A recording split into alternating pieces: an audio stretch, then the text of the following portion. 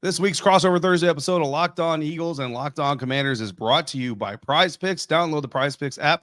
Use the code Locked On NFL, all lowercase, to win $50 instantly when you play your first $5 lineup. We appreciate PrizePicks because it's a lot of fun to play and because they're paying us to. So, Louie, 3 things that the Philadelphia Eagles and Washington Commanders must do. I've already given away one of mine, but everybody's going to have to wait for my other 2. What are the 3 things that the Eagles got to do to clinch the NFC East division in front of the Northwest Stadium crowd? Which, by the way, is still insane that a team in the NFC East has not repeated as division champs since 2004, and that will yet again be the case this year. I spoiled one earlier. I think stopping Jaden Daniels outside of structure is going to be really, really important. I think that's one thing the Eagles' defenses struggle with a bit is when they get pressure on mobile quarterbacks, getting them down initially. If he starts breaking tackles, getting loose, that's when Terry McLaurin can break free deep. Brian Robinson as well getting involved in this. I think that's the second thing.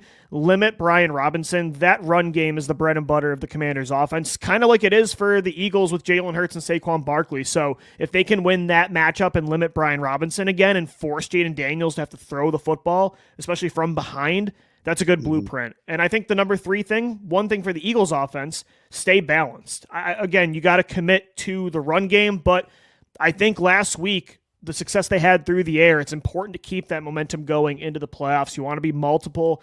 So I think don't overcommit to one thing, running the ball or passing. You also want to keep Saquon Barkley healthy for the postseason. He's taken a lot of hits and he's really been working over the last 2 months. I mean, touched the ball more than any running back in football. So keep him healthy, and I think staying balanced is important too.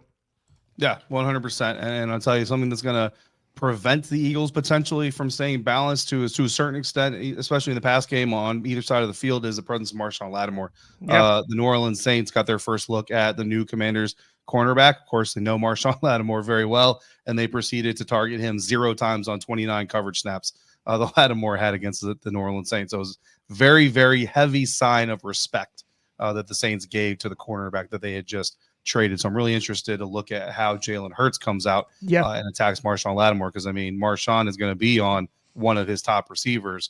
And, both of those receivers are going to be like, look, I know that Marshon's him, but I'm him too. And you need to throw me the ball and trust me to make a play. So we'll see how that goes. Maybe Marshon can reignite the A.J. Brown and Jalen Hurts hate each other conversation after this week. We'll see. I hope not. Do not want to cover that again.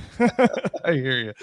For the Commanders, 3 things. Obviously, again, contain Saquon Barkley. And Louis, you mentioned it. You gave the Commanders defense a hat tip, and I'm glad you did that because I'm going to do that as well. Look, overall in the game, if you're stat scouting, Saquon Barkley had 5.6 yards per carry against the Washington Commanders. You said it's a terrible run defense showing by the Washington Commanders. However, first 24 carries, Saquon Barkley averaged 3.5 yards per carry. That is very good against a guy like Saquon Barkley, and well below the 4.76 yards per carry the Commanders defense is giving up per run right now overall for the season. 24 carries, 84 yards before he busted out for 62 yards and 2 touchdowns on 2 carries to end. Tends to be the way it goes.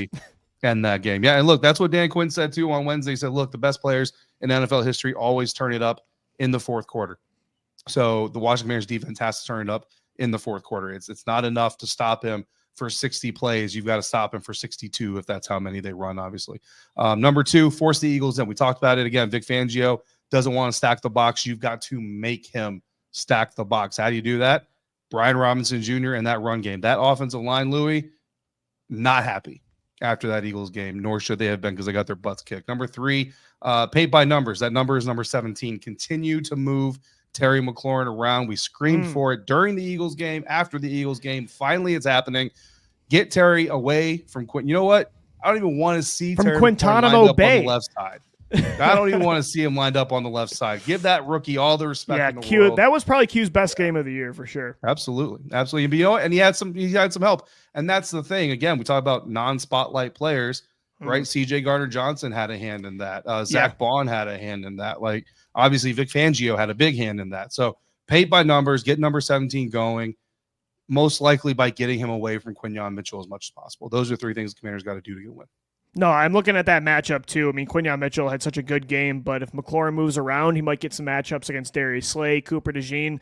This is going to be a good chess match. It's not just important for the Eagles to win this one to get the 1 seed, but David, I think too for Washington, they've beaten a lot of like good or like okay teams, not great teams this year. But if they get this one, like that's a signature win. That's a huge confidence boost heading into the postseason to know like, hey, we can hang with the best of the best in this conference. So it's an important game for both. And I mean, technically the division's still up for grabs. So that's still something to fight for too. Absolutely. Absolutely. Look, Dallas Cowboys could do the unthinkable in week 17. The New York Giants could. Nah, bro, that's not going to happen. Yeah, but, probably.